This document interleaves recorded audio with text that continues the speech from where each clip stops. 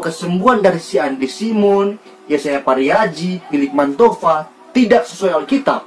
Saya berkata, mereka itu penipu dan perusak umat Allah. Saya mau bilang sama kalian, para pengklaim diri pembuat mujizat, bertobatlah saudara. Hari ini masih ada saja orang-orang yang berani tuduh menuduh, seperti ada seorang pemuda dan menuduhkan bahwa Pastor Andy seorang penipu, memakai kuasa setan, penyesat. Kalau punya biaya, pergilah ke dokter ya. Jangan cari-cari gampang kayak cari dukun ya, pergi ke Andi Simon. Ya, gimana itu kan? Salam Bapak Ibu, jumpa dengan saya.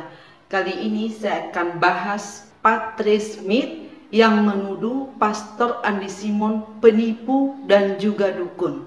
Sebelum saya ulas, ada baiknya Bapak Ibu tonton dulu video yang satu ini. Masa saya dituduh sebagai penghujat Roh Kudus hanya karena saya mengkritisi bahwa kesembuhan dari si Andi Simon, Yesaya Pariaji, Philip Mantova tidak sesuai Alkitab? Memangnya mereka ini siapa? Apakah mereka ini Yesus? Apakah jika saya tidak percaya sama mereka, saya menolak Yesus? Jangan asal ngomong bro. Saya berkata, mereka itu penipu dan perusak umat Allah. Saya mau bilang sama kalian, para pengklaim diri pembuat mujizat, saya mau katakan, bertobatlah dan berhentilah menyatakan diri sebagai pembuat mujizat. Saya katakan, bertobatlah saudara. Kalau you sakit, kalau you sedang sakit, you berdoa, Tuhan, saya rindu disembuhkan.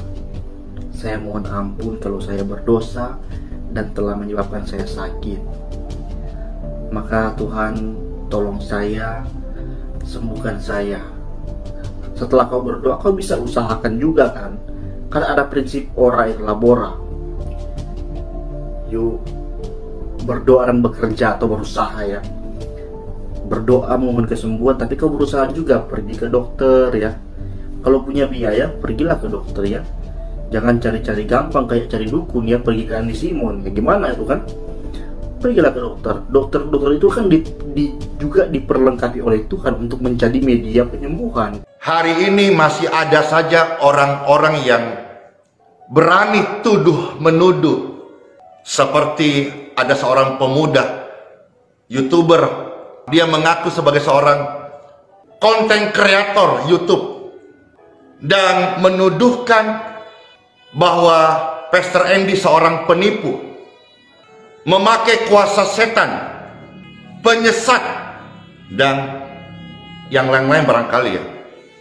Tapi semua itu sudah dilihat, dan kalau ditanya Pastor gimana responnya, banyak yang japri. Pastor respon, bikin video khusus untuk menjelaskan. Untuk bagi waktunya Pastor agak sulit ya. Saya puji Tuhan, Pastor melihat ada saja orang-orang yang bersaksi yang sudah diberkati ya, akhirnya memberikan arahan. Namun dalam kesempatan ini Pastor yakin dan percaya bahwa ketika Tuhan berkata, aku akan sembuh, dan Pastor nyatakan kepada dunia, ini tidak bohong. Namun kalau hari ini pemuda ini yang di Manado yang mengaku konten kreator YouTube, berarti dia mengkreatornya, membuat ini isi kontennya. Kenapa sih harus membawa nama Pastor Andy di konten kreator Anda? Apakah tanpa menyebut, membawa nama atau foto saya, tidak punya keyakinan untuk orang mau memview konten kreator Anda? Sekarang Pastor coba menanggapi yang satu ini. Kalau tuduhanmu, saya penipu, saya pakai kuasa setan, saya masukkan setan ke dalam tubuh orang, lantas saya juga yang keluarin, saya penyesat, dan segala macam hal-hal yang buruk. Seumpama tuduhanmu itu benar, maka engkau sudah melakukan kehendak Bapa. Bahkan ditantang untuk menjelaskan Matius pasal 7 ayat 22 dan seterusnya. Jelas di sana, pembuat mujizat atas nama Yesus yang tidak dikenal Bapa akan ditolak di kekekalan. Sebab yang masuk dalam kerajaan surga, ini jawabannya, yang pertama tentang Matius pasal 7, adalah mereka yang melakukan kehendak Bapa. Apa itu kehendak Bapa? Kehendak Bapa itu satu, percaya kepada Yesus Kristus sebagai Mesias. Yang kedua, yaitu melakukan kehendak Bapa, menyelesaikan pekerjaannya di bumi. Apa pekerjaannya di bumi? Tentu jiwa-jiwa, orang-orang yang kering, orang-orang yang lemah, orang-orang yang sakit. Maka saudara-saudara, saya dalam hidup saya pelayanan, saya melakukan kehendak Bapa di surga. Anda mau jadi hakim, silakan, tapi hanya satu hakim yang adil, yaitu Tuhan Yesus Kristus. Yang kedua, kalau sampai ternyata tuduhanmu itu adalah salah, tanpa bukti, tanpa data, maka pemuda yang di Manado ini sudah terkena undang-undang ITE, dan yang kedua sudah menebar fitnah.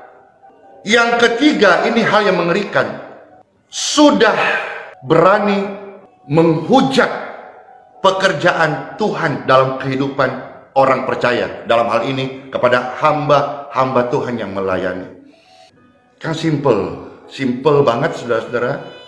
Kalau ada orang menuduh kita yang jahat, kalau ternyata tuduhannya benar, orang itu berarti baik, simple. Tapi ketika tuduhannya, fitnahannya, bahkan mengumbar Pastor Andy penipu, dan kalau itu ternyata salah, tidak bisa dibuktikan dan tidak punya data, maka orang tersebut akan terkena undang-undang ITE. Yang kedua, dia sudah menghujat pekerjaan roh Tuhan dalam pelayanan orang percaya, dalam hal ini Pastor Andy sendiri. Lihatlah dari apa yang seseorang ajarkan dan temukanlah buahnya. Pernyataan Tuhan akan menyembuhkan. Ini tertulis, terbaca dengan jelas. Jadi ini tanggapan Pastor Andy hari ini. Masih ada saja seorang pemuda dari Manado yang menuduhkan hal-hal yang buruk, busuk kepada pelayanan ini. Tolong di-share, dan juga dari tim juga Pastor suruh tunggu.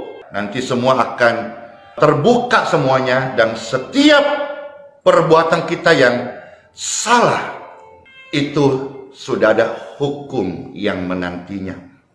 Pastor ulangi, kalau orang menuduh pelayan ini pelayanan setan, pelayanan hantu, pelayanan penyesat, pelayanan penipu, dan menyebut nama, pasang foto, kalau tidak terbukti benar, engkau sudah melanggar undang-undang ITE. Dan yang kedua, ini mengerikan, engkau sudah menghalangi pekerjaan Tuhan. Simple. Respon pastor sendiri sih sama seperti biasa-biasa, mengampuni, memaafkan. Semoga saya dengan tanggapan singkat ini menghentikan orang-orang yang niat menjadi konten kreator dengan cara-cara seperti ini. Ini seperti kalau tidak pastor kasih tanggapan singkat begini, nanti ini bisa tumbuh seperti jamur. Orang pikir mudah kok kita menjadi konten kreator, cukup saja kita pansos dengan orang-orang yang sedang jadi sebuah pembicaraan, baik dunia pelayanan atau dunia politik, kan ada aja gitu ya. Bang Pastor bicara tentang pelayanan. Kalau Pastor tidak kasih tanggapan singkat ini, khawatirnya nanti ada pemuda-pemuda lain yang berpikir bahwa cara mudah menjadi konten kreator, kita jelek-jelekan orang saja, kita sebar hoax saja, kita pokoknya kasih isu rumor-rumor tajam aja. Gampang kok. Tujuan Pastor sampaikan ini supaya tidak ada lagi asal ngomong di media sosial. Pastor yakin saat ini sudah masuk di cybercrime ya. Semua data-data dan juga beberapa rekan kasih informasi sudah masuk data di Polda Sumut. Saudara-saudara sekalian, hal-hal ini mari kita belajar bahwa kita tidak boleh ngomong sembarangan. Semua sudah ada hukumnya.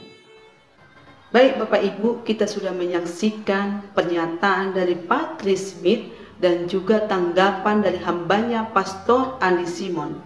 Dalam beberapa hal, terus terang saya tidak sependapat atau kurang setuju dari pernyataan Patrice Smith. Beliau berkata bahwa si Andi Simon, Yesaya Pariyaji, Philip Mentopa melakukan kesembuhan tidak berdasarkan atau tidak sesuai dengan Alkitab. Yang saya mau katakan, kalau kita mengkritik seseorang sah-sah saja, siapapun boleh mengkritik selama tujuan kritikan kita itu untuk membangun, khususnya sebagai sesama hamba Tuhan. Tetapi yang saya lihat di sini bahwa Patrice Smith bukan membuat suatu kritikan, tetapi tuduhan, yaitu penipu maupun dukun.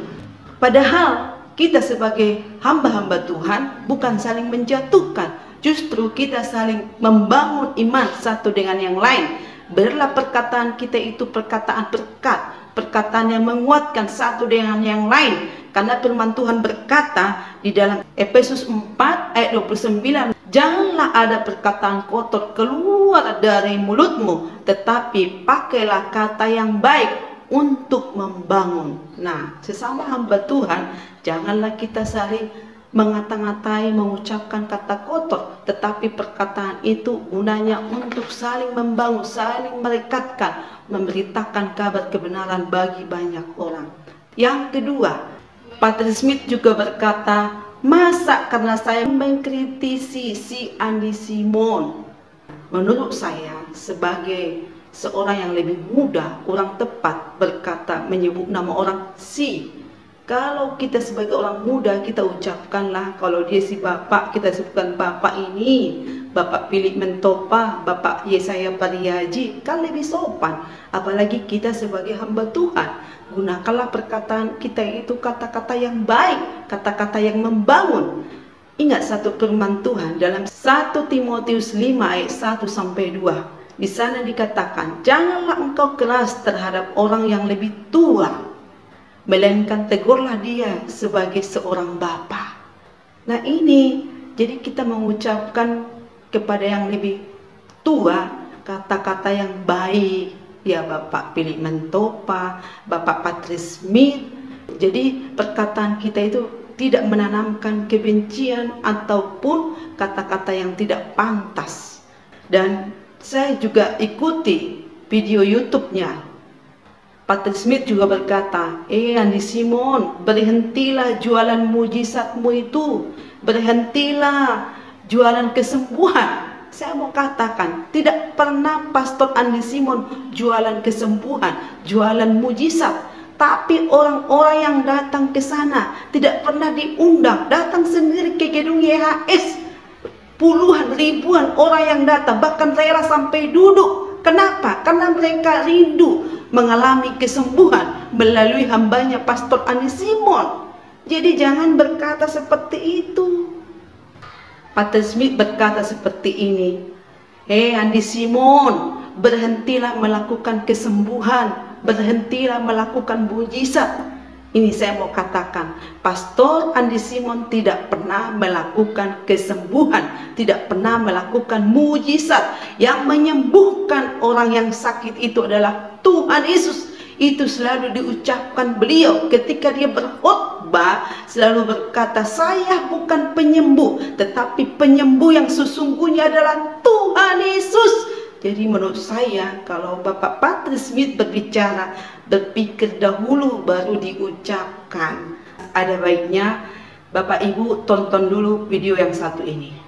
Bapak Ibu sekalian, saya bukanlah sang penyembuh, tetapi oleh anugerah Tuhan saya mendoakan dan dari banyak kesaksian, mereka boleh menerima manfaatnya, perubahan, kesembuhan, kelegaan. Mengapa demikian, saudaraku? Karena saya melakukannya dengan satu nama yang ajaib, yaitu in Jesus name. Karena saya percaya bahwa di dalam kitab suci, Kisah Rasul pasal 4 ayat 12 berkata bahwa di bawah kolong langit ini tidak ada nama lain yang olehnya manusia dapat disembuhkan, diselamatkan, dilepaskan, dibebaskan. Nah, biarlah setiap pemirsa yang menyaksikan ini juga berharaplah bukan kepada manusia. Semua manusia itu adalah ciptaan, tetapi kita bersandar, berharap, berdoa kepada Sang Pencipta langit dan bumi. Dialah yang mencurahkan kasih sayangnya, kasih karunia-Nya, dan kesembuhannya. Setiap doa tidak pernah sia-sia. Maka jangan pernah berhenti berharap, jangan pernah berhenti berdoa, jangan putus asa, karena melalui doa, mujizat itu masih dapat terjadi. In Jesus name. Bahkan Patrick Smith juga berkata seperti ini, belajarlah Andi Simon tentang tafsiran, baru belajarlah tentang teologi yang benar. Nah, semacam dia merasa bahwa dia paling pintar, paling hebat, paling tahu Alkitab, paling tahu doktrin. Ayo, mari kita belajar. Jangan kita menganggap bahwa kita ini paling hebat, paling menguasai Alkitab. Jangan seperti yang di Alkitab, ahli-ahli Taurat maupun orang Farisi, hanya pengetahuan saja, tetapi tidak melakukan. Kalau Bapak Patrick Smith, tunjukkanlah buah pelayanan yang Anda lakukan. Jangan hanya mengkomentari, hanya menjatuhkan orang, tetapi tunjukkanlah buah dari pelayanan apa yang kita lakukan itu, dan kemuliaan untuk nama Tuhan. Patrick Smith berkata bahwa pelayanan Pastor Andi Simon tidak sesuai dengan Alkitab. Dalam berbagai khotbah yang saya perhatikan, pengajaran bahkan juga khotbah-khotbah yang disampaikan oleh Pastor Andi Simon, beliau selalu berkata bahwa Yesus adalah juru selamat dunia. Barang siapa yang percaya kepadanya, dia tidak binasa melainkan beroleh hidup yang kekal. Kalau seandainya Pastor Andi Simon menyampaikan Yesus yang lain, ada jalan yang lain menuju ke surga, berarti saya mau katakan Pastor Andi Simon bertentangan dengan Alkitab. Sejauh yang saya pahami, khotbah-khotbah yang disampaikan oleh Pastor Andi Simon, mana yang menyimpang, tunjukkan buktinya secara akurat. Jangan kita hanya menuduh, menjudge orang itu bertentangan dengan Alkitab. Apalagi kita seorang akademisi, berkatalah sesuai dengan bukti yang valid. Jangan hanya berucap tidak ada bukti. Dalam firman Tuhan berkali-kali juga Pastor Andi Simon berkata bahwa Yesus adalah sumber kesembuhan. Bukan saya penyembuh, saya hanya alatnya. Pulanglah kalian kepada gereja kalian supaya didoakan oleh pendeta kalian, gembala, penatua kalian. Saya hanya alat Tuhan, yang penyembuh sesungguhnya adalah Tuhan Yesus. Sekarang saya tanya, pertentangan dari Alkitab yang mana? Kalau kita lihat di dalam Matius 8, dialah Yesuslah yang memikul kelemahan dan menanggung segala penyakit kita. Pastor Andi Simon selalu mengutip Alkitab bahwa penyembuh sesungguhnya adalah Yesus. Bahkan banyak sekali ayat-ayat di dalam Alkitab bahwa penyembuh sesungguhnya adalah Tuhan Yesus, bukan Pastor Andi Simon. Jadi Patrick Smith menurut saya sangat keliru, tidak berdasar, tidak akurat pernyataannya. Di dalam 1 Petrus 2:24, Yesus sendiri telah memikul dosa-dosa kita di kayu salib supaya kita mati terhadap dosa. Oleh bilur-bilurnya engkau sembuh. Tidak ada yang bisa menyembuhkan kecuali bilur-bilur Yesus yang menyembuhkan setiap umat yang datang kepadanya. Kalaupun orang banyak datang memohon doa kesembuhan melalui Pastor Andi Simon, saya mau katakan yang menyembuhkan bukanlah Pastor Andi Simon, tetapi penyembuh sesungguhnya adalah Tuhan Yesus. Ini yang perlu dipikirkan. Jadi kalau berkata berucap, ada bukti yang valid supaya perkataan kita itu benar-benar terbukti yang bisa dipercaya. Patrice Smith juga berkata bahwa Pastor Andi Simon seorang penipu. Pertanyaan bagi Patrice Smith, yang mana yang ditipu? Tunjukkan orang-orang yang ditipu. Kalau ditipu sudah ada bukti dong. Kalau kita berkata seseorang itu ditipu, mana buktinya? Jangan hanya kita katakan penipu, tapi tidak ada bukti. Jadi kalau kita berucap harus ada buktinya. Siapa yang ditipu? Bapak Ibu, yang mana yang ditipu? Justru sepengetahuan saya, orang-orang datang ke sana memohon doa kesembuhan. Kalau seandainya ada hamba Tuhan yang dipakai dalam karunia kesembuhan, jangan kita iri, jangan kita dengki, jangan kita mengata-ngatain. Justru kita harus saling mendukung satu dengan yang lain. Karena karunia setiap hamba Tuhan itu berbeda-beda.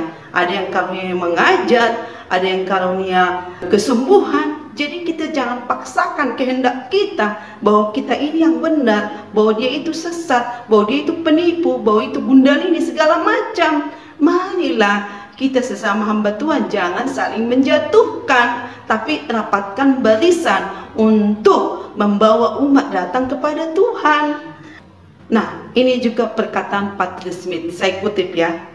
Berhentilah Andi Simon melakukan pelayanan kesembuhan karena engkau perusak umat Allah.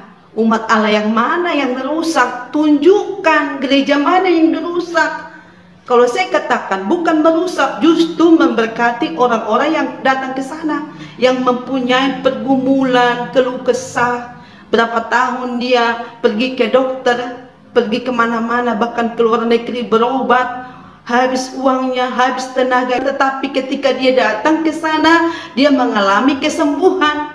Siapa yang dirusak? Justru menurut saya orang-orang yang kesakitan ini, yang menderita ini mengalami lawatan Tuhan, kesembuhan. Mereka ditolong melalui pelayanan hamba-Nya Pastor Andi Simon. Jadi kurang pas, kurang akurat pernyataan Patrice Smith. Bahkan Pastor Andi Simon juga jadi berkat bagi banyak orang. Coba kalau kita lihat berbagai video, mungkin tidak semua diumbar ataupun dipublis, tapi yang sejauh saya lihat ada banyak Muslim juga mengalami lawatan Tuhan. Ada yang mengaku Yesus Tuhan, bahwa di dalam diri pastor ada Kristus. Bahkan bukan hanya itu, menolong membedah rumah, memberikan kepada panti asuhan, banyak hal.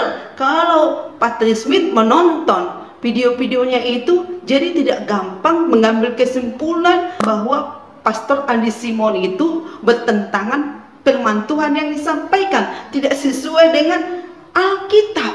Menurut saya kurang pas. Patrice Smith juga berkata bahwa Pastor Andi Simon adalah seorang dukun. Di mana dukunnya? Kalau setahu saya dukun itu pakai jampi-jampi.